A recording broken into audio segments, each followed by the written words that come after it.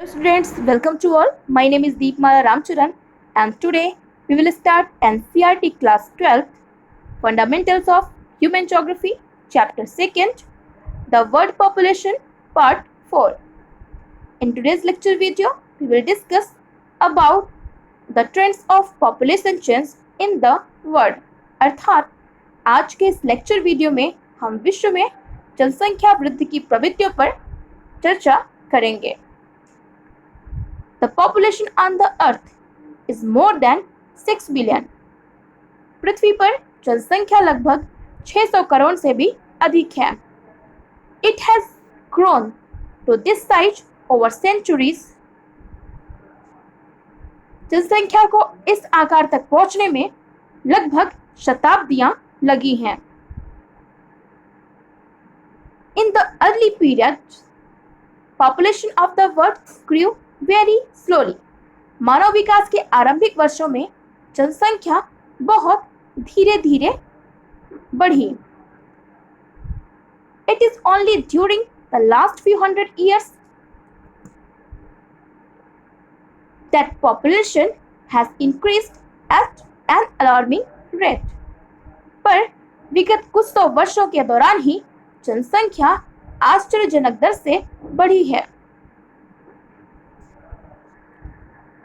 हम आज से लगभग 8000 से 12000 पूर्व वर्षों की बात करें तो आज से लगभग 8000 से 12000 वर्ष पहले एग्रीकल्चर इवोल्यूशन हुआ.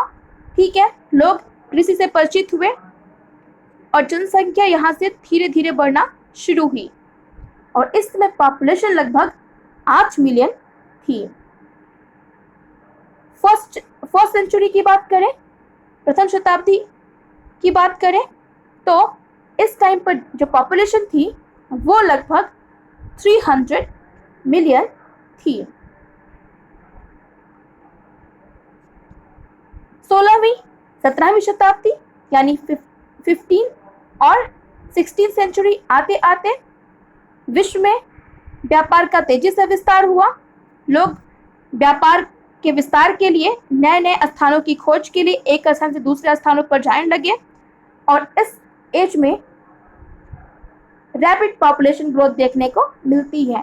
ठीक है, यानी जनसंख्या की तेजी से वृद्धि शुरू हुई. 18वीं और 19वीं शताब्दी आते ही जैसे ही इंडस्ट्रियल रिवॉल्यूशन और टेक्नोलॉजिकल एडवांसमेंट आया, ठीक है, यानी औद्योगिक क्रांति और तकनीकी विकास तेजी से हुआ, जनसंख्या में विस्फोट की स्थिति आरंभ हो गई. ठीक है, और 18वीं 19वीं सेंचुरी में जो पॉपुलेशन थी वो लगभग 550 मिलियन के आसपास थी. इस इमेज में पॉपुलेशन चेंज की ट्रेंड्स को दिखाया गया है. इसमें हम देख सकते हैं कि 1830 के बाद से, ठीक है, यानी 19 शताब्दी के बाद से कैसे जनसंख्या में जो है तेजी से वृद्धि हुई है. अगर हम 1830 और 1930 के 100 ईयर्स को देखें तो इन 100 ईयर्स में पॉपुलेशन में लगभग 1 बिलियन की ग्रोथ हुई है. ठीक है, यानी 1 बिलियन ग्रोथ होने में यहाँ पर लगभग 100 वर्ष लगे. लेकिन वही 1930 टू 1960 के बीच का जो गैप है इसमें भी पॉपुलेशन लगभग 1 बिलियन इंक्रीज हुई. ठीक है, यानी जो पॉपुलेशन चेंज इन 100 ईयर्स में आया था वही पॉपुलेशन चेंज यहाँ पे सिर्फ 30 ईयर्स में देखने को मिला. नाउ अगर हम 1960 और 1975 यानी इन 15 वर्षों को देखें तो इन 15 ईयर्स में भी जो पॉपुलेशन ग्रोथ हुई वो लगभग 1 बिलियन के अराउंड हुई.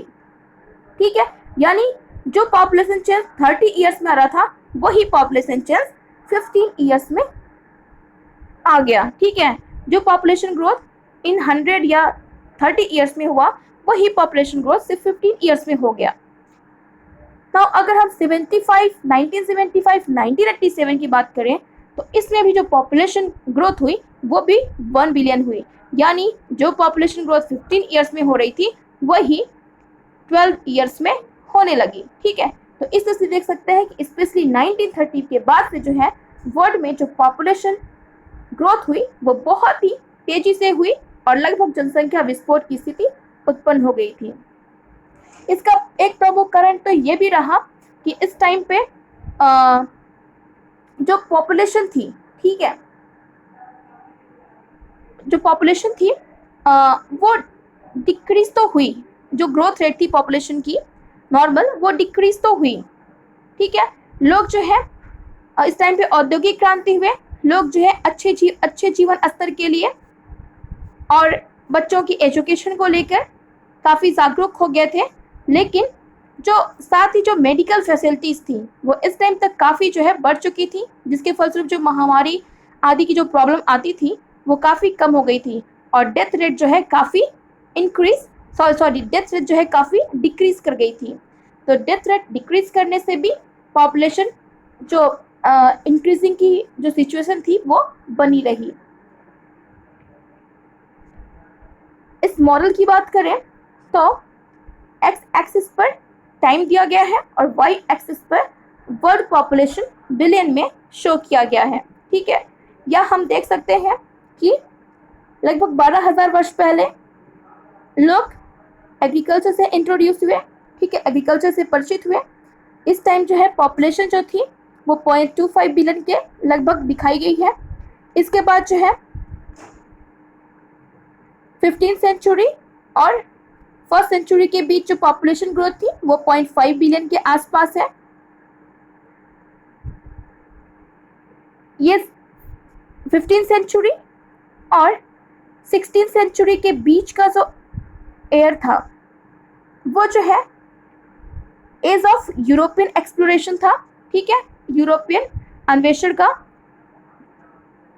एज था, ठीक है। साथ ही इस टाइम पर जो है क्या हुआ, लोग व्यापार के लिए नए नए जगहों की तलाश में, ठीक है, नई नई जगहों पर गए और इस टाइम पे भी जो है तेजी से जनसंख्या वृद्धि शुरू हुई और जो पॉपुलेशन थी वो लगभग 0.5 बिलियन के आसपास थी।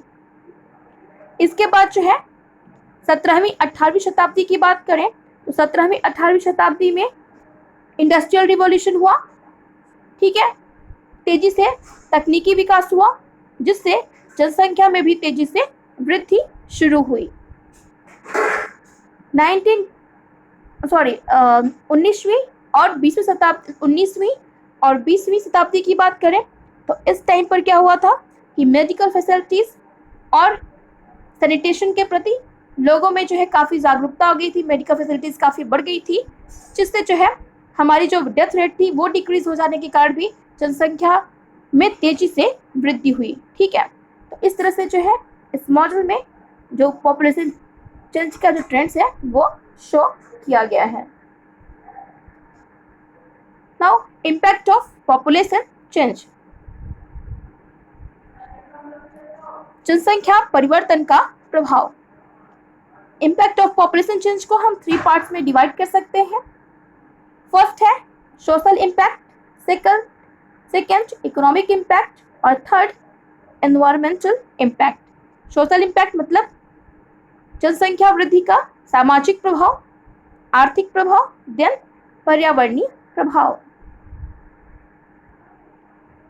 सोशल इम्पैक्ट, जनरली जो पॉपुलेशन होती है, ठीक है, वो ही सबसे बड़ा रिसोर्स होती है, लेकिन जब ये पॉपुलेशन एक लिमिट से ज़्यादा मात्रा में तेजी से ग्रोथ करने लगती है, तेजी से इंक्रीज करने लगती है, तो ये हमारे लिए एक प्रॉब्लम बन जाती है, ठीक है। सोशल इम्पैक्ट की बात करें तो पॉपुलेशन चेंज से क्या क्या जो है पॉपुलेशन चेंज के क्या क्या जो है सामाजिक प्रभाव हो सकते हैं। फर्स्ट है लैक ऑफ रेजिडेंशियल लैंड, ठीक है, जो रहने के स्थान हैं उनमें कमी आ सकती है। इसका उदाहरण जो है आप अर्बन एरियाज में देख सकते हैं जो स्लम एरिया के रूप में दिखाई देता है। दूसरा है scarcity of food and malnutrition, problem of malnutrition. जनसंख्या तेजी से बढ़ेगी तो हमारे पास जो खाद्यान्न है उनकी कमी होगी, साथ ही कुपोषण की स्थिति उत्पन्न होगी, कुपोषण की समस्या उत्पन्न होगी। नेक्स्ट इंक्रीजिंग क्राइम रेट, जो अपराध की दर है वो भी इंक्रीज करेगी। एपिडेमिक यानी महामारियां बढ़ेंगी, जैसे आप प्रेजेंट टाइम में देख रहे हैं कोरोना महामारी, ठीक है, तेजी से बढ़ती जा रही है। Shortage of educational, medical and other infrastructure facilities, जनसंख्या बढ़ेगी तो जो हमारी शैक्षिक सुविधाएं हैं, ठीक है, वो भी कम होंगी, वो भी कम पड़ेंगी। जो मेडिकल और अदर इंफ्रास्ट्रक्चर फैसिलिटीज जैसे ट्रांसपोर्टेशन फैसिलिटीज, ठीक है, या फिर जो है वाटर फैसिलिटी हो गई या इलेक्ट्रिसिटी फैसिलिटीज हो गई, तो वो जो है धीरे धीरे उनमें कमी आएगी, ठीक है।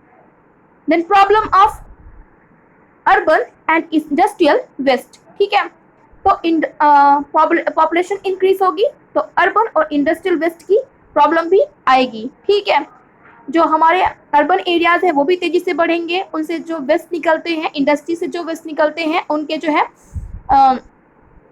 उनको जो है खत्म करने, ठीक है, में भी काफ़ी प्रॉब्लम आएगी, उनको डिकम्पोज करने में भी प्रॉब्लम आएगी।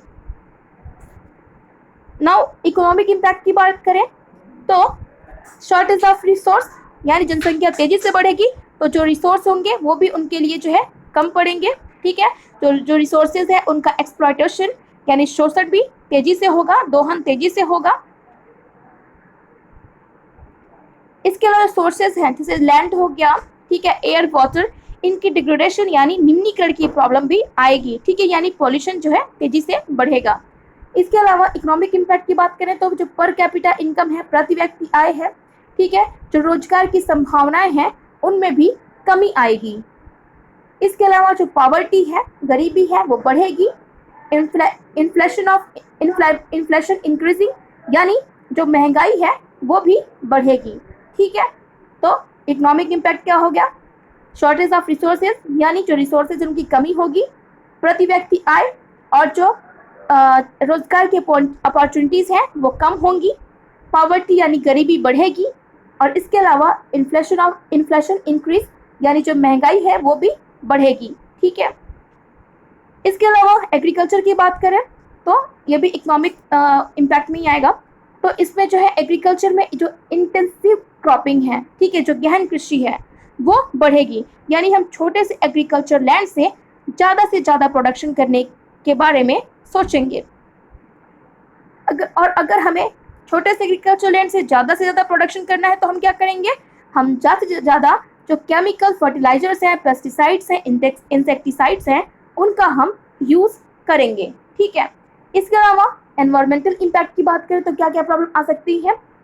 अर्बन एरियाज या इंडस्ट्रियल एरियाज के डेवलपमेंट के लिए ज़्यादा से ज़्यादा डिफॉरेस्टेशन होगा, वन काटे जाएंगे, वन कटेंगे तो पॉल्यूशन की प्रॉब्लम, डिग्रेडेशन की प्रॉब्लम आएगी, ठीक है।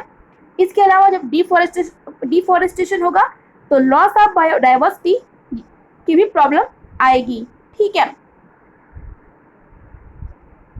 लोग ज़्यादा से ज़्यादा जो है जब वन काटेंगे तो जो प्लांट के जो स्पीसीज होंगी वो भी नष्ट होंगी, जो हमारे वाइल्ड लाइफ हैं वो भी नष्ट होंगे, ठीक है। इसके अलावा जो है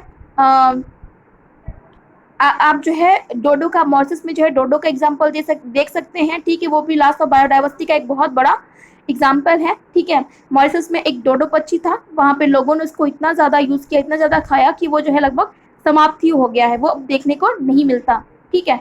इसके अलावा जो है पॉपुलेशन तेज़ी से बढ़ेगी तो लोग अर्निंग के लिए ज़्यादा से ज़्यादा जो वाइल्ड लाइफ्स हैं जैसे हाथी के दांत हो गया या फिर जो है जो हमारे टाइगर्स हैं उनके बॉडी कवर, या फिर जो है जो राइनोसोर्स है उनके सींग हो गए, हार्न हो गए, उनका तेज़ी से जो है तस्करी की जाएगी, ठीक है। तो इससे क्या होगा? लॉस ऑफ बायोडाइवर्सिटी की प्रॉब्लम भी तेज़ी से बढ़ेगी। इसके अलावा जो नेचुरल कैलामिटीज़ है उनकी जो रेट है वो भी तेज़ी से बढ़ेगी, ठीक है। जैसे कि आप देख रहे हैं आजकल आए दिन अखबार में आता रहता है, न्यूज़पेपर में आता रहता है कि दिल्ली एनसीआर में भूकंप के झटके देखने को मिले, ठीक है। लगभग एक महीने में 4 से 5 बार भूकंप आ चुका है दिल्ली में, ठीक है। तो ये क्या है? जो पॉपुलेशन ग्रोथ हो रही है उसका कहीं ना कहीं ये इन्वायरमेंटल इम्पैक्ट है, ठीक है, कि तेज़ी से जो नेचुरल कैलामिटीज़ है उनकी रेट बढ़ रही है।